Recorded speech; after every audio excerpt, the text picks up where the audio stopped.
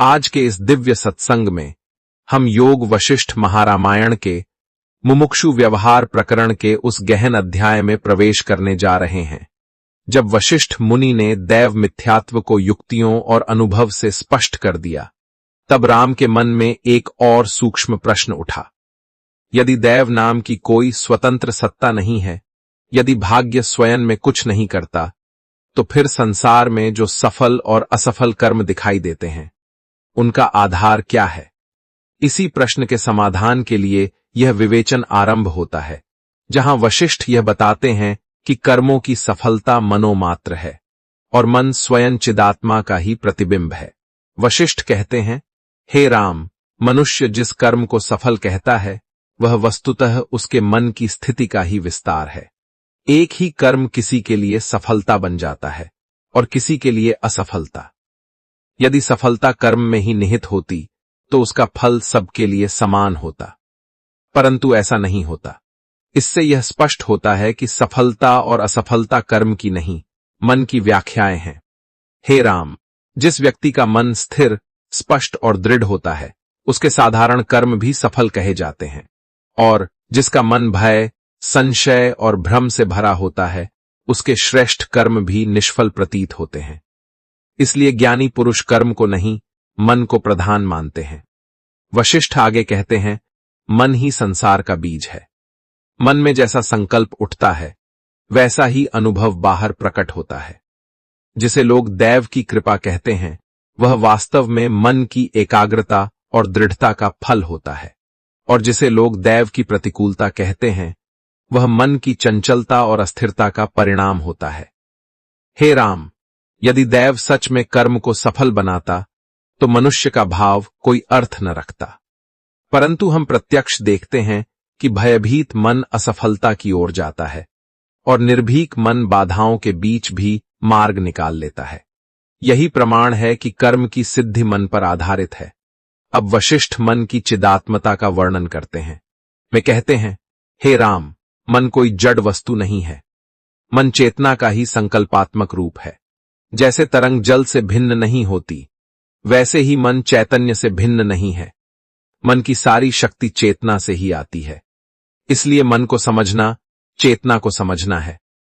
जब मन अपनी चिदात्मा को भूल जाता है, तब वह स्वयं को छोटा और असहाय मान लेता है, और जब वही मन अपनी चिदात्मा को पहचान लेता है, तब वही मन असीम सामर्थ्य का अनुभव करता है।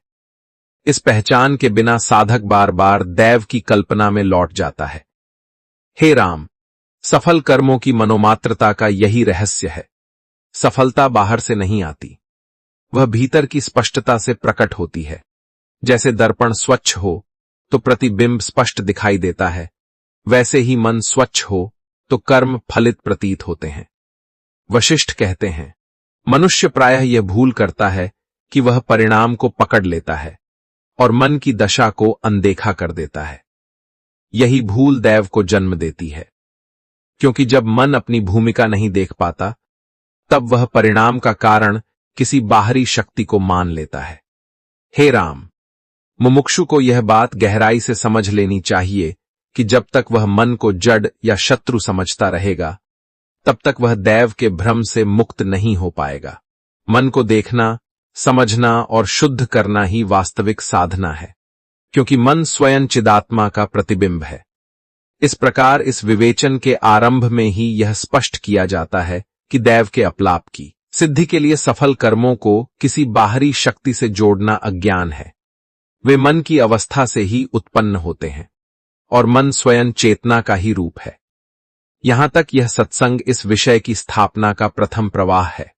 अब वशिष्ठ मुनि इस तथ्य को और अधिक गहराई से स्पष्ट करते हैं कि जिसे लोग कर्म की सफलता कहते हैं, वह वास्तव में मन की ही प्रतिछाया है।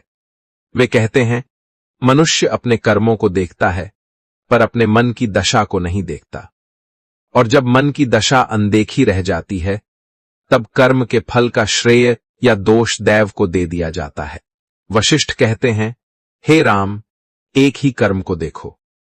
कोई व्यक्ति वही कार्य करता है और उसका परिणाम सफल कहा जाता है।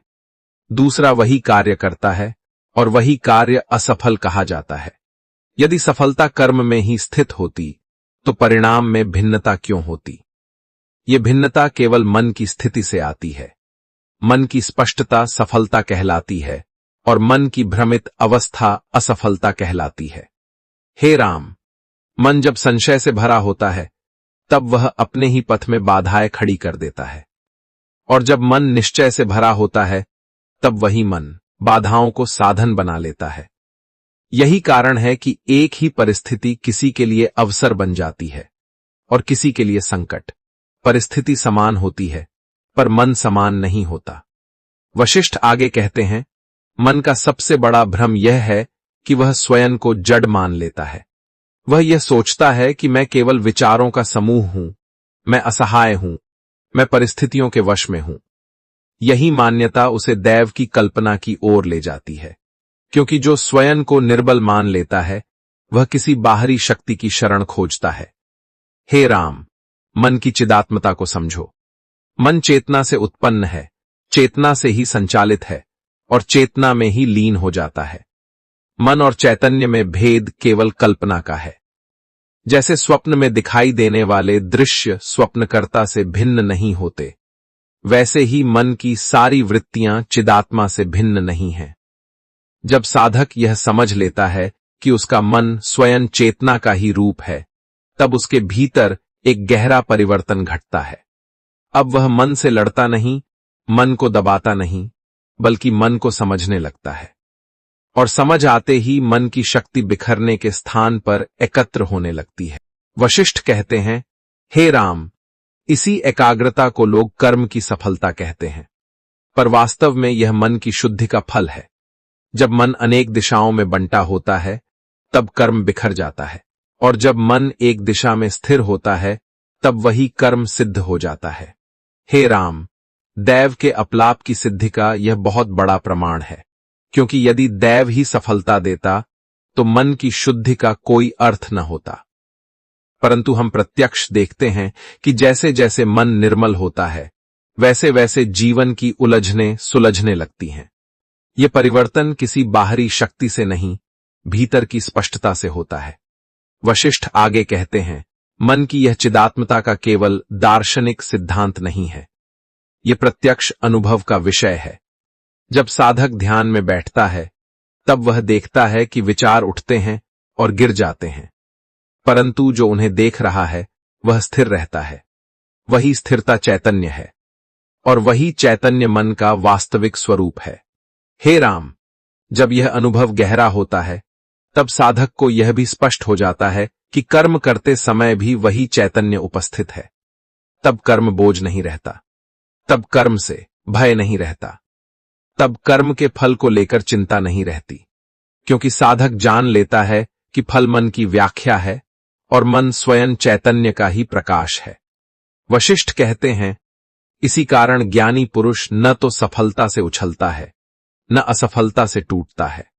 वह दोनों को मन की स्थितियां जानता है, और जो मन की स्थिति को जान लेता है वह दैव की कल्पना से स्वतः मुक्त हो जाता है।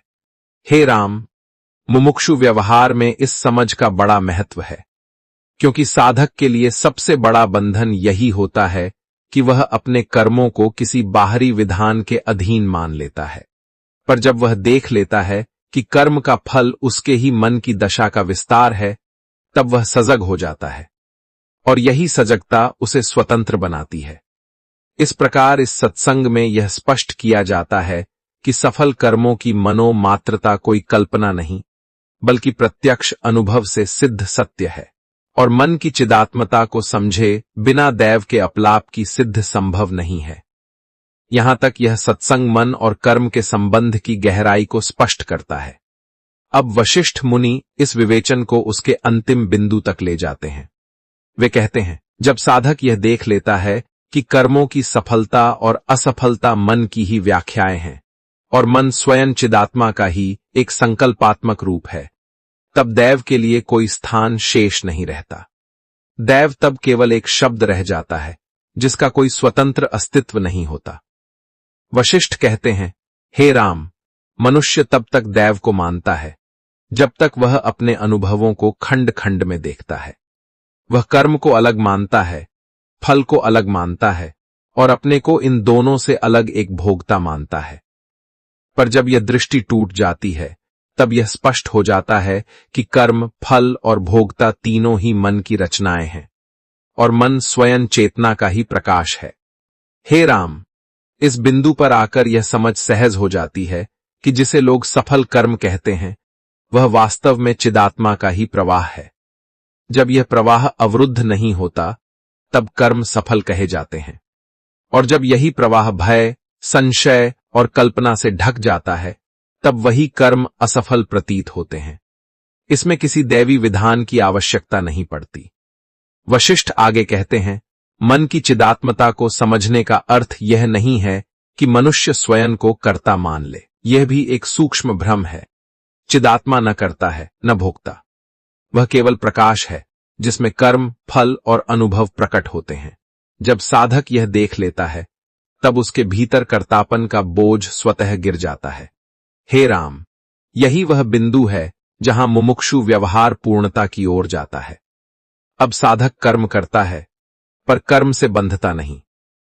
वह सफल कर्म देखकर फूलता नहीं और असफल कर्म देखकर टूटता नहीं, क्योंकि वह जान चुका होता है कि दोनों ही मन की अवस्थाएं हैं और मन स्वयं चेतना का ही खेल है। वशिष्ठ कहते हैं, यही कारण है कि ज्ञानी पुरुष के लिए संसार बंधन नहीं बनता। संसार वैसा ही रहता है, पर देखने की दृष्टि बदल जाती है। जहां पहले दैव दिखाई देता था, वहां अब केवल कारण और चेतना का सहज संबंध दिखाई देता है। हे राम, जब यह दृष्टि स्थिर हो जाती है, तब साधक के भीतर एक गहरी शांति प्रकट होती है। यह शांति किसी उपलब्धि से नहीं आती। यह शांति इसलिए आती है क्योंकि अब संघर्ष का कोई आधार नहीं बचता। दैव से लड़ने की आवश्यकता नहीं रहती, क्योंकि दैव का अस्तित्व ही नहीं बचता। वशिष्ठ आगे कहते हैं, इस स्थिति में साधक को सावधान रहना चाहिए कि वह इस समझ को भी पकड़ न ले, क्योंकि पकड़ना ही बंधन का बीज है। यह समझ कोई वस्तु नहीं है जिसे संभाल कर रखा जाए। यह केवल भ्रम के अभाव का नाम है। हे राम, मन जब चिदात्मा में विश्राम करता है, तब न उसे सफल होने की आकांक्षा रहती है, न असफल होने का भय। वह जो करता है, सहज होता है, और यही सहजता जीवन को हल्का बना देती है। अब वशिष्ठ का स्वर अत्यंत शांत हो जाता है। वे कहते हैं, हे राम, जो कुछ कहा गया वह तुम्हें किसी निष्कर्ष तक पहुंचाने के लिए नहीं था। वह केवल तुम्हें देखने योग्य बनाने के लिए था। जब देखने की स्पष्टता आ जाती है, तब निष्कर्ष अपने आप गिर जाते हैं। राम मौन है। उनके भीतर अब कोई प्रश्न नहीं उठता, न दैव को लेकर, न कर्म को लेकर, न मन को लेकर। केवल एक सादगी शेष है। यह सादगी ही इस सर्ग का सार है। अब सत्संग शब्दों से धीरे धीरे मुक्त होता है। विचार शांत हो जाते हैं, मन हल्का हो जाता है। यहां न कोई सिद्धांत बचता है, न कोई विरोध। केवल चेतना स्वयं में विश्राम करती है। यही इस सर्ग का गूढ़ संदेश है, और यही इसका मधुर और कल्याणकारी समापन। और इसी सरल सत्संगमय बोध के साथ यह अध्याय पूर्ण होता है। हरि ओम तत्सत। हरि ओम, हरि ओम, हरि ओम।